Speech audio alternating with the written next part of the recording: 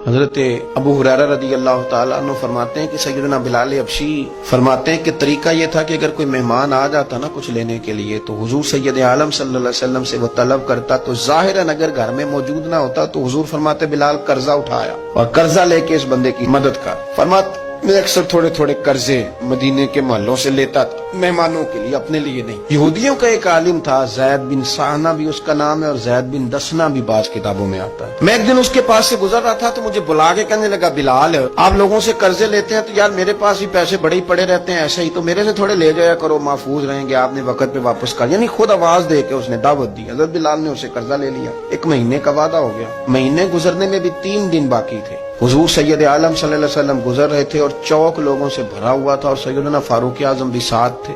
اس نے بھرے بازار میں کھڑا کر لیا اور حضور کو کھڑا کر کے کہنے لگا، یعنی ایک تو ہے نا کہ بندہ کہتا ہے میں وزیر اعظم ہوں، اور ایک وہ ہے جو کہتا ہے میں صدر ہوں، اور ایک وہ ہے کہ جو اشارہ کریں تو فرشتے تیار بیٹھے ہیں حاضر ہونے کو، کائنات کا سارا نظام بدل جائے، طاقتوں کا یہ حال ہے۔ تو حضور کے سامنے کھڑے ہو کے کہنے لگا میرے پیسے۔ حضور نے فرمایا بلال کیا معاہدہ ہے ہمارا؟ حضور ابھی تو 3 دن رہتے ہیں۔ تو نبی پاک نے فرمایا ابھی تو 3 دن رہتے ہیں، معاذ اللہ ثم معاذ اللہ، نقل کفر کفر نہ باشد۔ اس نے بڑی سخت بات کی حضور کے ساتھ، اور نبی پاک کا خاندان اور دادا جان کا نام لے کے غلط بات کی کہ معاذ اللہ آپ لوگ تو ایسے ہی ٹال مٹول کرتے ہیں۔ کتنی سخت بات تھی۔ حضرت عمر نے تلوار نکال لی، تیری گردن اڑاؤں گا۔ حضور نے فرمایا عمر یہ کیا طریقہ ہوا؟ اس نے پیسے لینے ہیں وہ بات کر سکتا ہے، تم اسے کہہ ذرا نرم بول اور مجھے کہہ ذرا جلدی دے دیں، یہ تو کیا کر رہا ہے؟ چھوڑ۔ وہ شخص کہتا ہے کہ جتنی ڈاڈی بات میں کر سکتا تھا نا سخت ترین میں نے کی، اس سے زیادہ تگڑی مزید سخت بات میں نے کر لی۔ تو حضور نے فرمایا عمر اب تو نے اس کو ڈانٹا ہے، تو ہی لے کے جا، جتنے اس کے پیسے دینے ہیں اتنی کھجوریں دینی ہیں اور تھوڑی زیادہ بھی دے دینا۔ حضور زیادہ کیوں؟ حضرت عمر کو تو غصہ تھا نا، زیادہ کیوں؟ اور میں زیادہ اس لیے کہ تم نے ڈانٹا جو ہے، تھوڑی زیادہ بھی دینا۔ حضرت عمر کہتے ہیں میں نے دی اور میرا رویہ بڑا سخت تھا، پابند تو میں حضور کے حکم کا تھا، دے میں رہا تھا، دے ذرا غصے سے رہا تھا، اٹھا اور چل۔ اور پھر میں نے زیادہ بھی دی، میں نے کہا ہو گئی نا پوری، نکل جا میری آنکھوں سے دور ہو جا۔ تو کہتے ہیں وہ اٹھ کے میرے قریب آ گیا، کہنے لگا عمر مجھے پہچانا ہے؟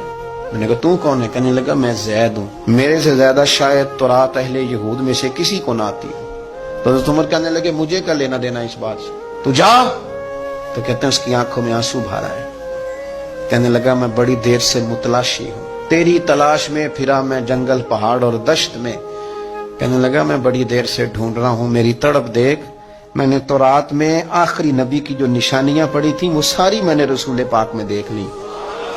ایک علامت میں نے یہ پڑھی تھی کہ جتنی کوئی جہالت کرے گا نا نبی پاک کا علم اتنا ہی بڑھتا چلا جائے گا، اتنا ہی بڑھتا چلا جائے گا۔ میں چونکہ پڑھا لکھا تھا، میری مجبوری سمجھ، میں نے جو پڑھا تھا وہ پرکھ کے کلمہ پڑھنا تھا، یار میں بڑی تکلیف میں ہوں تو میری درد کو سمجھ۔ حضرت عمر کہنے لگے، پھر کہنے لگا جتنی جہالت میں کر سکتا تھا نا اس سے زیادہ ہو نہیں سکتی، میں نے کر دی ہے۔ کہنے لگا عمر اب میں بڑا راضی ہوں، میں بڑا راضی ہوں، میں بڑا راضی ہوں۔ کس بات پہ؟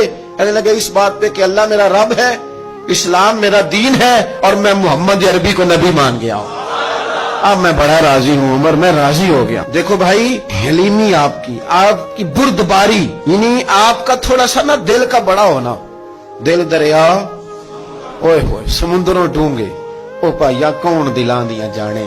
یہ کمال اگر آپ کی زندگی میں ہے، یہ حوصلہ اگر آپ کے پاس ہے تو پھر زندگی کا سفر بڑا آسان ہے۔